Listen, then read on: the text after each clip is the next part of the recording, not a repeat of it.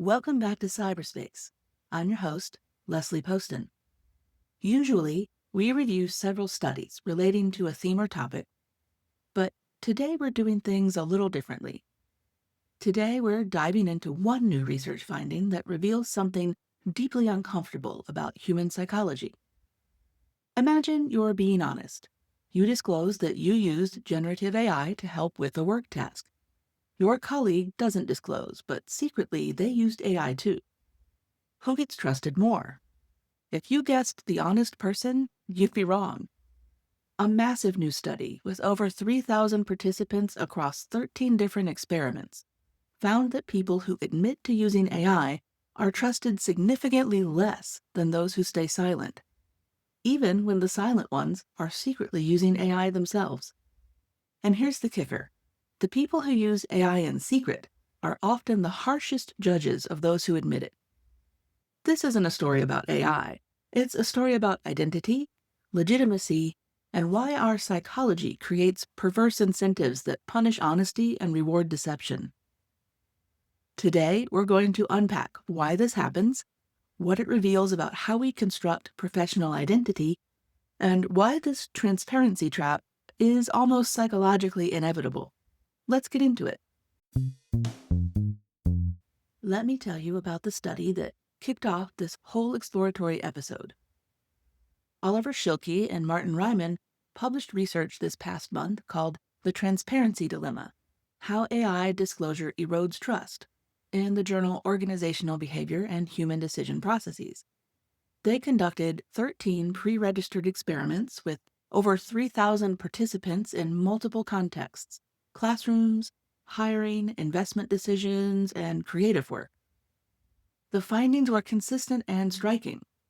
In one study with 195 students, professors who disclosed using AI for grading were rated significantly less trustworthy, scoring 2.48 on a 7-point scale, compared to professors who disclosed using a human teaching assistant, who scored a 2.87, or professors who made no disclosure at all, who scored a 2.96. That's a large effect size, and it's not a small difference in perception. Another study with 426 participants, startup founders who disclosed AI use received trust scores averaging 4.55 out of 7, while founders who made no disclosure averaged 5.63. That's more than a full point drop just for being honest about AI use. And here's what makes this even more interesting. The researchers tested everything. They tried different ways of framing the disclosure. They tested whether it mattered if people already knew AI might be involved. They looked at voluntary versus mandatory disclosure policies. None of it prevented the trust erosion. Being honest about AI use consistently resulted in lower trust, regardless of how it was framed. The researchers called this the legitimacy discount. When you disclose AI use, people perceive your work as less socially appropriate, less legitimate, even if the quality of the work itself seemed identical. And this isn't about algorithm aversion, which is when people distrust AI systems themselves. This is different. This is about people distrusting you when you admit to using AI, even more than they would distrust the AI operating alone. So, why does this happen? That's what we're unpacking today. In a previous episode of PsyberSpace called Mind Locked, I talked about identity protective cognition, how our brains respond to challenges to our beliefs, not with rational evaluation, but with threat responses. When core beliefs become part of our identity, contradictory information activates brain regions associated with self-preservation and social identity, not the regions involved in logical reasoning. The AI transparency trap is a textbook case of this mechanism. When someone discloses AI use, observers aren't simply asking, is this work good? They're asking, what does this mean about me? If AI-assisted work is considered legitimate professional quality work, then what does that imply about the purely human work that I do? Am I suddenly less valuable, less skilled, less necessary? This is an identity threat. Professional identity for knowledge workers is built on a foundation of human cognitive labor, our thinking, our creativity, our expertise. AI threatens that foundation. But here's the thing, as long as everyone pretends AI isn't being used, or at least doesn't talk about it, everyone's identity remains intact. The internal and societal story that real work is purely human can be maintained. When someone breaks that implied social contract by being honest about AI use, they're not just making a disclosure about their own work, they're forcing everyone else to confront an uncomfortable question about their own professional value. And people really, really don't like being forced to confront identity threats. This explains why the trust penalty happens regardless of work quality. The work could be objectively excellent, it doesn't matter. The disclosure itself is the problem because it triggers identity protective responses in observers. Their brains shift from evaluate the work mode to protect my sense of self mode.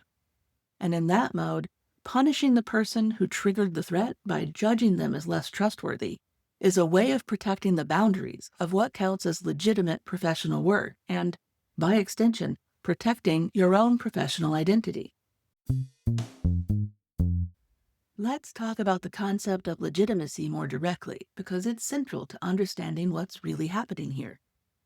In sociology and organizational psychology, legitimacy refers to the perception that an action, decision, or entity is appropriate, proper, or desirable within a given social system. It's not about whether something actually works well or produces good outcomes, it's about whether it conforms to social expectations and norms. The researchers found that AI disclosure reduces perceived legitimacy. But what does that actually mean? It means that using AI violates an unspoken norm about how professional work should be done. This norm says real professionals do their own thinking. Real expertise comes from human cognition. Authentic work is only purely human. These aren't written rules, they're implicit expectations that define group boundaries. They tell us who belongs in the professional in-group and who doesn't. And like all group boundaries, they're maintained through social enforcement. Praise for those who conform, punishment for those who don't. Here's where it gets psychologically interesting. Legitimacy judgments are asymmetric. Conforming to norms gains you only a small amount of trust, but violating norms loses you a lot of trust. This asymmetry creates a strong incentive to either genuinely conform or at least appear to genuinely conform. When you disclose AI use, you're essentially admitting to norm violation. Even if the norm is outdated, even if it doesn't make practical sense, even if secretly everyone else is violating it too, the public admission marks you as someone who doesn't belong to the in-group of legitimate professionals. This is boundary policing in action. It's not about evaluating whether AI makes work better or worse. It's about maintaining the symbolic boundaries that define professional identity. And those boundaries are defended precisely because they're under threat. If AI really can do significant parts of knowledge work, then the boundary between professional and not professional becomes unclear. So people double down on enforcing the rules about what counts as legitimate professional behavior. The irony, of course, is that this enforcement mechanism, punishing transparency, incentivizes the exact opposite of what we claim to value. We say we value honesty and transparency, but our actual behavior reveals that we value maintaining comfortable identity boundaries much more. Now let's talk about what might be the most psychologically interesting finding from this whole line of research. That the people who use AI secretly are often the harshest judges of people who disclose their AI use. This isn't unique to AI. This is a well-established pattern in psychology called moral compensation or moral licensing. When people privately violate a moral standard or a social norm, they often become stricter enforcers of that standard publicly. We sometimes see this play out in politics, for example. It's a way of resolving cognitive dissonance. Let me take you back to another previous episode, the one where I talked about the psychology of caring behavior. I talked about cognitive dissonance, which is the uncomfortable psychological tension you feel when Your beliefs and your behaviors don't align. Festinger's research shows that people tend to resolve this dissonance not by changing their behavior to match their beliefs, but by adjusting their beliefs, or by doubling down on public adherence to the norm that they're privately violating. Secret AI users experience cognitive dissonance. They believe that real professionals don't use AI, or at least that good work is purely human, but they're using AI.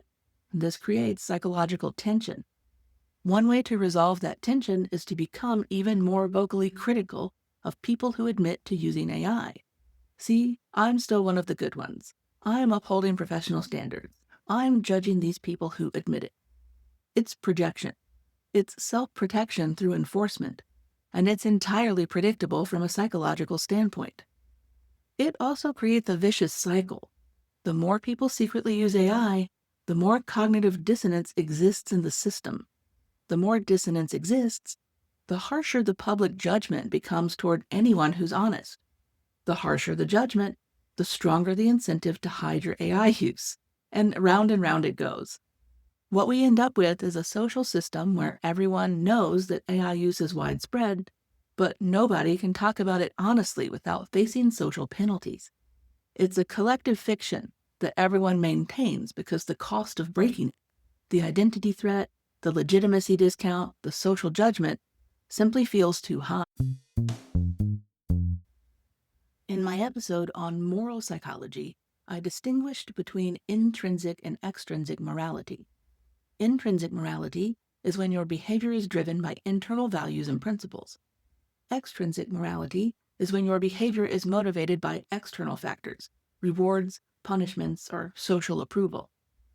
The AI transparency trap reveals a massive gap between stated values and revealed preferences.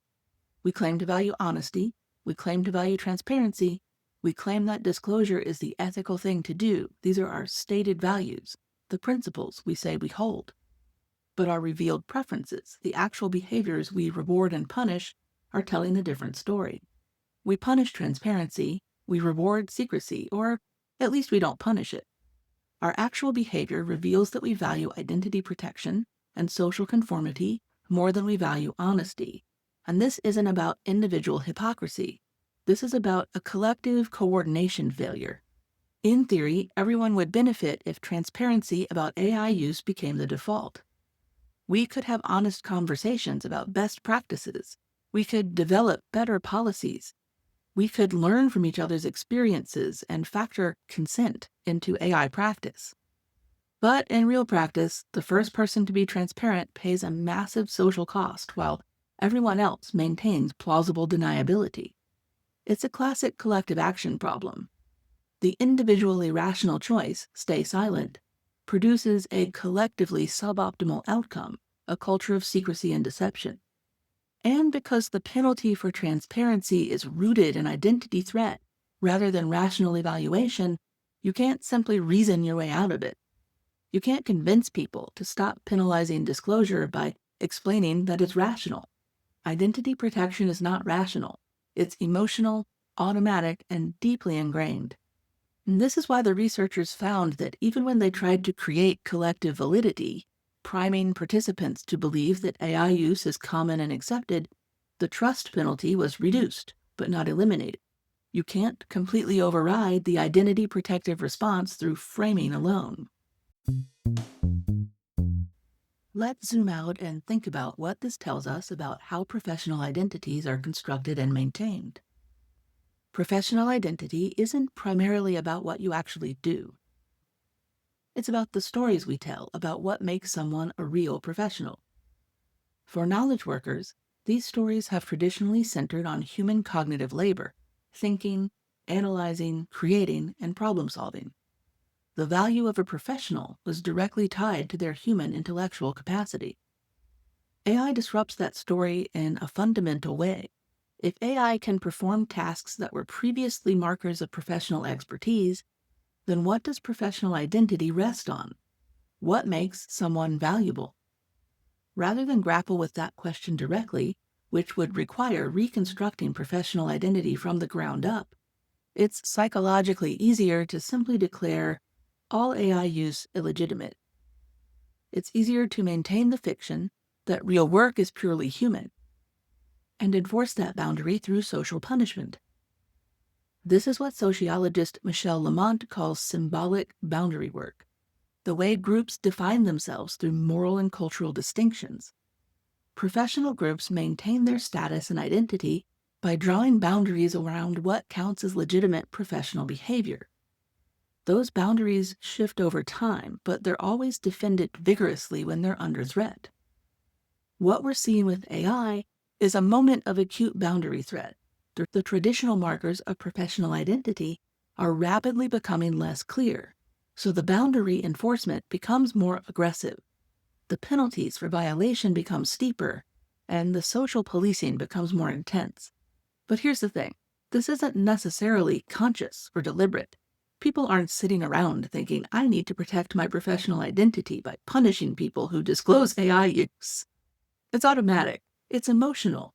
It feels like a genuine evaluation of trustworthiness, even though it's actually an identity protective response. And this is what makes it so hard to change. You're not fighting against conscious bias or explicit prejudice. You're fighting against automatic psychological processes that evolved to protect group identity and maintain social cohesion. Let's talk about incentives, because understanding the psychology of incentive structure is vital to understanding why this pattern persists.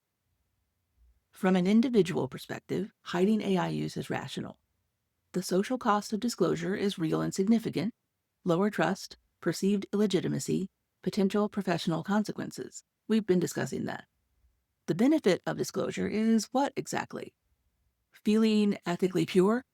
That's a pretty weak benefit compared to the concrete social costs. So individuals rationally choose secrecy. But when everyone makes that individually rational choice, we end up with a collectively irrational outcome, creating a culture where deception is normalized, where no one can talk honestly about their actual practices, where learning and improvement are hampered because everyone's pretending they're doing things one way when they're actually doing them another way. This is a coordination failure. It's a situation where individual incentives and collective welfare are misaligned. Game theorists would recognize this as a version of the prisoner's dilemma, or a coordination game with multiple equilibria. Here's what makes it even trickier. Penalty for transparency is front-loaded and certain, while the potential benefits of widespread transparency are diffuse and uncertain. If you disclose AI use, you face immediate trust penalties. Maybe if enough other people also disclose, eventually the norm will shift and transparency will become accepted, but that is a maybe. It's in the future, and psychologically you're bearing the cost right now. This creates a severe first-mover disadvantage. The people who are most ethical, who actually follow their stated values about transparency, get punished the most. The people who are least ethical, hiding AI use while publicly judging others, face no consequences and may even be rewarded with higher trust ratings. When the incentive structure punishes virtue and rewards vice, you can't fix the problem by appealing to individual ethics. You need to change the incentive structure itself. But how do you do that when the penalties are rooted in automatic identity protective responses rather than conscious choice? That's the trap. That's why this is so psychologically sticky. So where does this leave us? I want to be very clear. I am not advocating for dishonesty. I'm not saying it's okay to hide AI use because the incentives favor it. What I am saying is that understanding the psychological mechanisms at play is crucial for figuring out how to create better systems. But before I talk about individual strategies, I need to address something systemic that's making this whole problem so much worse, and that is the way generative and LLM AI is being forced on people. A significant part of this crisis stems from how AI is being deployed, driven by tech company and venture capital greed, pushed by hype cycles rather than genuine need or consent. AI is being embedded everywhere, often without people having any real choice about whether they want to use it or not. Companies are racing to slap AI powered on everything they make, not because it improves the experience, but because investors and markets are demanding it. This forced adoption exacerbates the identity threat we've been talking about. It's not just AI might replace me, it's I don't even get to choose whether or how I engage with this technology. That loss of agency intensifies the psychological resistance and makes the legitimacy crisis so much worse. People aren't just resisting AI itself, they're resisting having their autonomy stripped away, being treated as passive recipients of whatever technical change companies decide to impose. That's a legitimate form of resistance, and it deserves respect. A better approach would be to make AI opt-in by design. Let people choose whether and how they use AI tools. Provide informed consent. Position AI as a specific tool to augment human effort in contexts where people find it genuinely useful, not as a mandatory overlay on everything or as a replacement for human capability. When people have agency over their AI use, when they can decide, yes, I want to use this tool for this specific task because it helps me accomplish my goals, disclosure becomes less threatening. It's no longer admitting to something that was forced on you or that undermines your value. It's making an intentional choice about tools, which is something professionals have always done. This addresses both the autonomy problem and helps normalize transparent, intentional AI use. It turns AI from an identity threat into a legitimate professional tool chosen and deployed thoughtfully. Now, beyond that systemic issue, if we want to move toward a culture where transparency about AI use is possible without penalty, we need to address the identity threat that drives the legitimacy discount. That's a much harder problem than simply implementing disclosure policies. Here are some things that might actually help at the cultural and institutional level.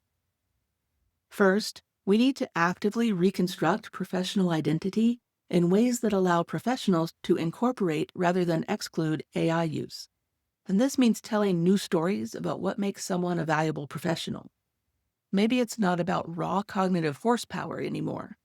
Maybe it's about judgment, discernment, knowing when to use which tools, how to evaluate outputs, how to fact-check, how to integrate AI assistance with human insight. That's still a skilled, valuable role. It's just a different role than we're used to. Second, we need institutional leaders to model transparency about their own AI use. When high-status individuals disclose AI use without apology, it helps shift the norms, but this requires people with secure positions to take social risks on behalf of the broader community. That's hard. It requires courage and a willingness to absorb short-term legitimacy costs for long-term cultural change. Third, we need to make AI disclosure mandatory across the board. If everyone is required to disclose, then disclosure loses its signaling value. It's no longer marking you as different from the in-group if everyone has to do it. The researchers found that mandatory disclosure reduced but didn't eliminate the trust penalty. But it's better than the current situation where voluntary disclosure is essentially self-punishment. Fourth, we need to have honest conversations about what AI actually can and can't do well. A lot of the anxiety around AI comes from uncertainty and worst-case thinking, as well as a little bit of worst practices from some of the people who have trained AI models. If we can create more realistic understanding of AI's actual capabilities, what it genuinely helps with and where human judgment remains essential, it might reduce the identity threat. People are less threatened when they understand that AI is a tool that augments rather than replaces human capabilities. But I want to be realistic. These are hard, slow changes. In the meantime, individuals face real dilemmas. Should you disclose AI use and face the trust penalty? Should you stay silent and maintain legitimacy? There's no easy answer, and it depends on your specific situation, your risk tolerance, and your institutional context. What I can say is this: understanding the psychological dynamics doesn't resolve the ethical dilemma, but it does help you make more informed choices. You can go into decisions with your eyes open about the trade-offs, rather than being blindsided by unexpected social penalties. And when possible, you can push back against forced AI adoption and advocate for systems that give people real agency and choice. Let me close by zooming out one more time, because this isn't just about AI. The dynamics we've explored today show up in countless other contexts. Anytime a new tool, practice, or technology threatens established professional identities, you see similar patterns. Photographers fought against digital photography. Graphic designers resisted computer-aided design. Musicians pushed back against electronic instruments. The pattern repeats. Identity threat leads to legitimacy policing, which leads to social penalties for early adopters who are honest about using new tools. Eventually, the norms shift. Things like digital photography are now standard. Computer-aided design is universal, and electronic music is an entire respected genre. But that shift takes time, and the people who are most honest during the transition period often pay social costs for their honesty. What this really reveals is how powerfully identity shapes our cognition. We like to think of ourselves as rational evaluators who assess tools and practices based on their outcomes. But when identity is at stake, rationality goes out the window. We assess things based on whether they confirm or threaten our sense of who we are and where we belong. We also see how social norms can create perverse incentives that persist, even when everyone knows they're counterproductive. The AI transparency trap isn't maintained because anyone thinks it's a good system. It's maintained because changing it would require coordinated collective action, and the individual costs of being an early defector are too high. And finally, we see the gap between stated values and revealed preferences. We claim to value transparency, but we punish it. We claim to value honesty, but we reward strategic silence. Understanding that gap, really understanding it, not just intellectually acknowledging it, is critical for making sense of human social behavior. These patterns aren't bugs in human psychology, they're features. They evolved to help us maintain group cohesion, protect valuable identities, and coordinate social behavior, but in the face of rapidly changing technology, these same features can create traps that are hard to escape. Recognizing the trap is the first step. Figuring out how to escape it, individually and collectively, is the harder work that lies ahead. If this episode made you think a little differently about AI transparency, professional identity, or the gap between what we claim to value and what we actually reward, I'd love to hear about it. As always, you can find show notes, references, and the transcript at cyber.space. If you enjoyed this episode, please share it with someone who might benefit from understanding these psychological dynamics. And if you want to dive deeper into related topics, check out our previous episodes on identity protective cognition, moral psychology, and cognitive dissonance. They all connect to the themes we explored today. Thanks for joining me on Cyberspace. I'm your host, Leslie Poston, signing off, and reminding you, stay curious. And don't forget to subscribe so you never miss an episode.